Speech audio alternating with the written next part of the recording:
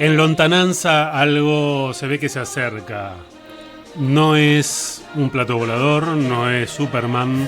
¿Acaso será un colectivo? ¿El micro de la historia? No debiera, porque ya no está viniendo este año. Pero algo que se le parece bastante. Ah, es Facundo Fernández Rinaldi. No viene en micro esta vez. No, vengo con toda la fanfarria, vengo con la corte. Con la fanfarria, sí, la estamos escuchando. ¿Qué corte? Con la corte real, vengo con la corte imperial. Gracias, miren, escuchan esta voz. Sí, seguimos festejando los 10 años de columna y los vamos a... Todo un año dedicado a festejar 10 años. ¿Y cómo se van a festejar estos 10 años? Así de estas maneras, mire. Con fanfarrias. Con fanfarrias. Mire, un festejo que puede que sea más prolongado que el del centenario y el del bicentenario. Eso ya es mucho decir. Es muchísimo decir. Sí, pero además de las fanfarrias, ¿qué hay? Bueno, hay una historia particular. Recuerden cuál es la... Si se quiere el tópico de este año. ¿Cuál es? Sería revisitar columnas que hayamos charlado a lo largo de 10 años. Claro, como esto es historia, no importa si es algo viejo, si quedó... Bueno, en la historia estamos todo el tiempo revisitando temas, ¿no? Y vamos a ir, ya que nuestra columna nuestra cortina, perdón, ya nos está invitando, vamos a ingresar a una columna que quizás hace unos 4 o 5 años hayamos hecho y charlado, que es la de una figura polémica, y cuando repensaba esta columna, ese es el gran desafío para este año, no decir lo mismo que se dijera hace algunos años. O sea que con esto de repensar la historia, hoy podemos decir exactamente todo lo contrario que se dijo hace 4 años. O por lo menos algunas notas al pie. Y pensaba en respecto a la columna original, si se quiere, algunas reflexiones que quiero que compartamos, pero bueno, vamos directamente al tema. Le comento que el Museo de North Hertfordshire, en Reino Unido, anunció a fines del 2023 que su exposición sobre Heliogábalo le reconocerá como una mujer trans y que utilizará los pronombres de ella para referirse a esta figura histórica. Un cambio de fines del 23. Exactamente, a fines del 23, este museo en su exposición dice: vamos a referirnos a Heliogábalo no como el emperador, sino como ella. Un portavoz del museo dijo que ser sensible a la hora de identificar pronombres de personas del pasado era un acto de cortesía y respeto. Alguien podría decir, bueno, es analizar el pasado con categorías del presente. No habría quien, no va a faltar quien puede pensar que eso es un anacronismo, o que está forzado, y no hay quien puede pensar que es un acto de justicia, o si se quiere, ¿por qué no? Si la historia todo el tiempo se está repensando, ¿por qué no descartar esta posibilidad? Sí. ¿No? Esto respecto al tratamiento hacia Heliogábalo, ¿que fue quién? Muy buena la pregunta. Heliogábalo, cuyo nombre completo era Marco Aurelio Antonio Augusto, o sea, más nombre de emperador no podía tener, fue un emperador romano que reinó desde el 218 hasta el 222, por cómo estoy enunciando los años, estamos hablando después de Cristo. Esta aclaración, ¿por qué? Porque cuando uno habla de Roma, uno sabe que Roma tiene etapas, ¿no? Claro, el imperio arranca con Augusto. Claro, exactamente. En el 27 a.C. Exactamente. Entonces, ¿se acuerda que Roma tiene una etapa de monarquía, una etapa de república, y la etapa, ¿no? Ahí con la transición de el César, ¿no? Después va a venir Octavio, Augusto, ¿no? Y ya el imperio.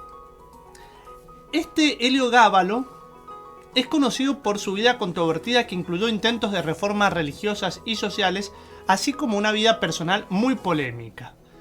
A menudo es recordado por sus intentos de introducir el culto al dios solar oriental Elagabalus en Roma, de allí el nombre, lo que generó resistencia y descontento entre la población y la élite romana. Su reinado fue breve, duró solo 4 años, decíamos del 218 al 222, y terminó de una manera trágica de la cual ya diremos. Uno de los más importantes estudios sobre Heliogábalo, para quien quiera acercarse a esta figura, además de que existen óperas, existen todo tipo de referencias, lo escribió el francés Antonin Artaud, quien en el siglo XX le dedicó el ensayo denominado Heliogábalo o el anarquista coronado. Sí. Artaud se sintió atraído por la figura de Heliogábalo, en parte porque, según él, fue el primer transexual documentado y declarado, además de un peligro para sus allegados, sobre todo en sus intensas orgías que solían ser extravagantes como sangrientas.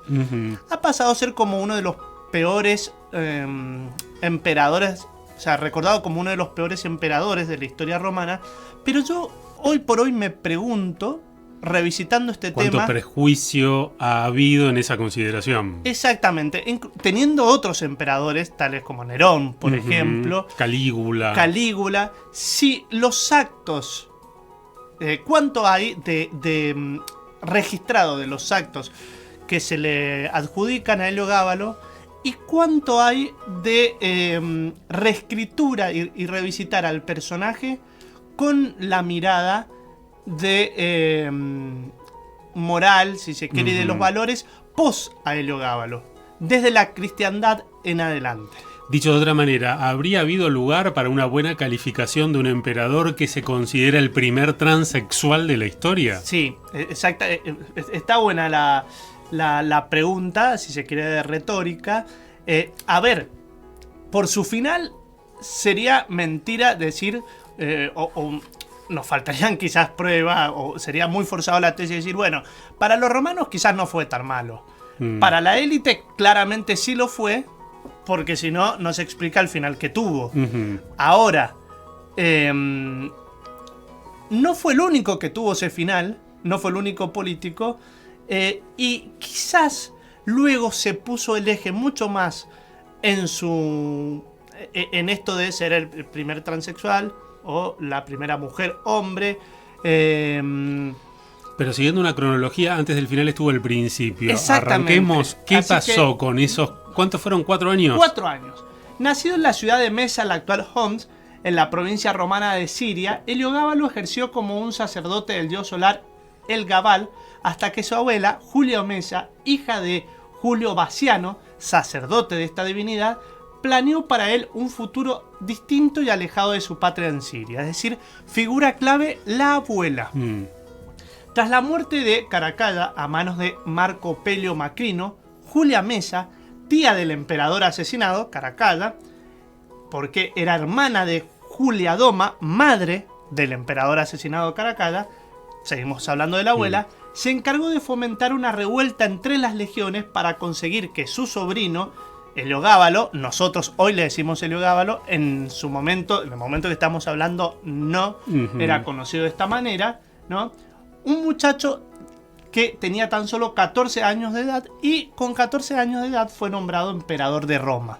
El 8 de junio del año 218, Macrino fue derrotado en la batalla de Antioquía y Heliogábalo ascendió al trono imperial, comenzando así un reinado corto, pero que daría mucho de qué hablar para la historia, para la literatura, le diría muchas ramas. Sí. ¿Y cómo fueron esos 4 años? Bien, una de las primeras medidas que tomó Heliogábalo fue la de imponer el culto a su dios El Gabal, y no solamente eso, sino que esa medida además establecía que los miembros del Senado debían acompañarle en los rituales, entre los que, según algunas fuentes históricas romanas, escritas tiempo después, se incluían danzas alrededor de una piedra en forma de falo. Ajá. Así empezó Heliogábalo. Estamos hablando antes de Constantino, del cristianismo como una religión oficial. Siglo IV, claro. ¿no? Hay que decir que añadir una nueva deidad al panteón romano no era algo inusual ni un problema. Si usted, oyente, está escuchando y dice, pero claro, ahí está el problema, le puso una nueva deidad. No, esto sucedía. Era la flexibilidad del imperio y de Roma previo al el cristianismo como religión oficial. Lo que no era aceptado era que ese dios estuviera por encima de Júpiter óptimo máximo, dios supremo del Estado romano. Claro. Es decir, en el panteón podían ser acogidos otros y era una manera además de poder a pueblos vencidos, poder incorporarlos. Se incorporaban también sus dioses. Claro, el pero sincretismo era una característica de los romanos. Exactamente, pero no que estuviera por encima de Júpiter. Todo eso provocó un gran revuelo en Roma, malestar que poco a poco fue extendiéndose a todas las capas de la sociedad. Vamos a empezar a hablar de algunas de las cuestiones más polémicas que tuvo que ver con los matrimonios. El historiador romano Dion Casio difiere de otros personajes de la época y posteriores respecto a los enlaces del joven emperador. Pero según por ejemplo Herodiano, con uno de los que difiere Dion Casio, Heliogábalo se casó primero con Julia Cornelia Paula, a la que nombró Augusta, es decir, esposa del emperador, pero que repudió más tarde por, según se dijo, tener algún defecto físico. Hoy llamarse Cornelia podría ser peyorativo, ¿no? Sí. Más para la esposa de Heliogábalo. Exactamente. La segunda esposa del emperador fue una virgen vestal llamada Julia Aquilia Severa, lo que causó un gran escándalo en Roma, ya que la ley romana obligaba a las vestales, a estas mujeres que se habían consagrado, a permanecer vírgenes durante los 30 años que duraba su servicio a la diosa Vesta, de ahí el nombre de vírgenes vestal. A los 30 años del servicio ya podían retirarse y contraer matrimonio, pero con quien contrajo matrimonio, Julia Aquilia Severa, no había llevado 30 años de servicio. Aquellas que rompieran su voto de castidad debían ser castigadas severamente. Por ejemplo, una de las condenas era ser condenadas a ser enterradas vivas. Romper la castidad recibían un castigo. Exactamente. Además de la castidad, claramente. La tercera emperatriz fue Ania Faustina, descendiente del emperador Marco Aurelio y viuda de un hombre al que Heliogábalo había hecho ejecutar recientemente. Pero al joven emperador no le gustaban solo las mujeres. Sus gustos sexuales también incluían a los hombres. Diríamos en términos actuales, bisexualidad. Sí. ¿No? Entre sus amantes masculinos destacan Hierocles, un esclavo griego. Si uno quiere ser griego, se tiene que llamar Hierocles. Sí. O Heracles. O Heracles o Sófocles, etcétera. Herodoto. Claro, Herodoto y ser historiador. Este era un esclavo griego, que sabemos que contaban con muchas libertades diferentes a lo que se entendió la esclavitud después, ¿no? Que era un auriga, es decir, iba en los carros, sí, ¿no? Predilecto. Y también Aurelio Sótico, sería otra de las personas con la que habría estado entreverado sentimentalmente. Exactamente. Un atleta griego famoso por su belleza y masculinidad. Es decir, conocemos estos dos amantes de Heliogábalo. Hierocles y Aurelio Sótico. Es decir, le gustaban deportistas, claramente. La bisexualidad no estaba mal vista. Bueno, el gimnasio en Grecia. Claro, en la antigüedad griega era un símbolo de distinción. Exactamente. Hay que decir, ya que estamos haciendo aclaraciones culturales, que así como dijimos de, incorporar dioses no era algo inusual. Lo inusual fue estar más allá de Júpiter, que la bisexualidad no estaba mal vista en Roma, pero la pretensión de Heliogábalo de adoptar el papel de esposa en sus relaciones masculinas era algo que el Senado no podía aceptar de ninguna manera, y esta actitud por parte del emperador empezó a tensar muchísimo la paciencia con los patricios romanos. Claro, mantener relaciones sexuales entre él y él, o ella, pero sobre todo él y él, estaba hasta bien visto. El tema es que él no se podía asumir como ella. Exactamente. Acá le podemos agregar, ¿no?, una cuestión muy de género a cómo a lo patriarcal, de siempre y cuando se mantenga todos los atributos pensemos que para estas sociedades la mujer era inferior. Claro. Y el emperador era superior, no podía rebajarse a ser ella. Exactamente. No contento con encapricharse con Hierocles, Heliogábalo quiso nombrarlo César para hacerse llamar a él mismo la reina de Hierocles, es decir, la esposa de la autoridad que era el otro. Además de tratarlo públicamente como si fuera su marido, Heliogábalo alardeaba en público de sesiones de sadomasoquismo que mantenía con su pareja, mostrando a los senadores, según las crónicas, los moretones que ocultaba bajo su ropaje. Por otra parte, el atleta Aurelio Zótico lo nombró, al atleta lo nombró cubiculario del emperador, es decir, su sirviente más cercano. Locamente enamorado de los dos, Heliogábalo se casó con ambos en una ceremonia pública a la que no asistieron ni la guardia pretoriana ni los senadores, tensando muchísimo más la relación. Estamos hablando igual de una persona que tenía entre 14 y 18 años. Sí, exactamente. Probablemente que haya unos 16, 17 años.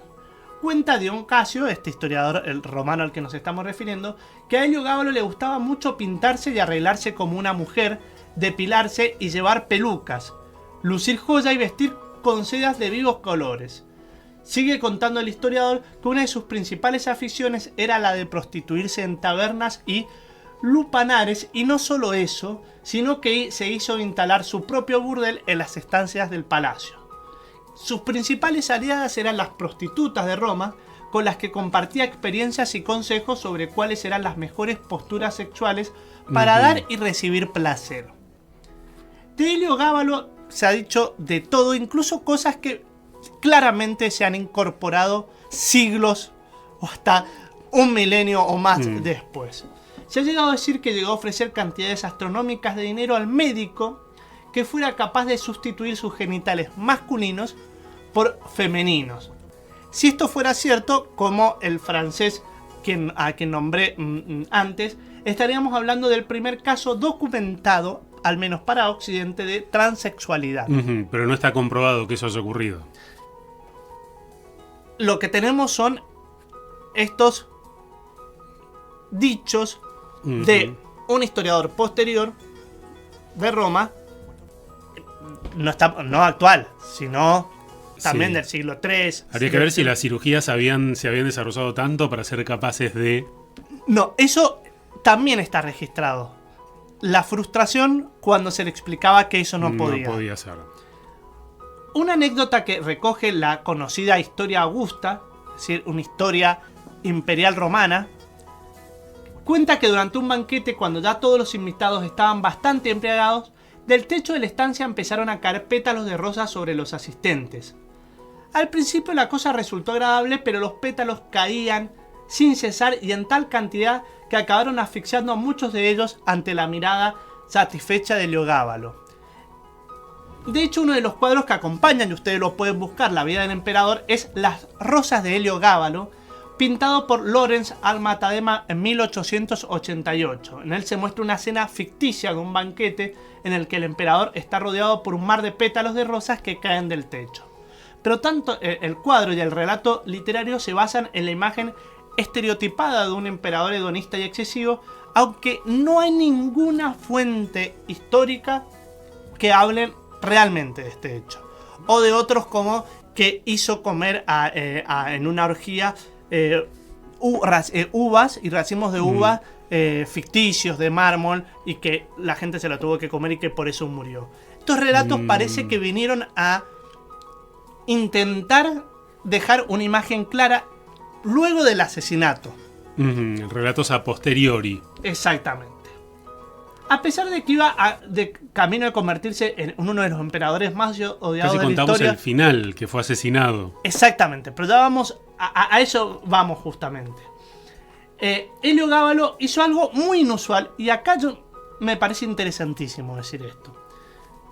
Algo muy inusual en la historia de Roma del siglo III, es decir, en los años 200. Defender hasta cierto punto el papel de las mujeres en la sociedad. Durante una de las muchas y rutinarias sesiones del Senado, el emperador ordenó la presencia de su madre, Julia Soemia Bassiana, un hecho absolutamente inédito y que escandalizó a los senadores. A su llegada, Julia ocupó su lugar preeminente junto al escaño de uno de los cónsules y estuvo presente durante toda la sesión. De esta manera, Heliogábalo se convirtió en el único emperador en permitir la entrada de una mujer en el Senado. Pero además, al parecer también llegó a constituir un Senado exclusivamente compuesto por mujeres, situados en la colina del Quirinal, un lugar en el que habitualmente se reunían las matronas romanas.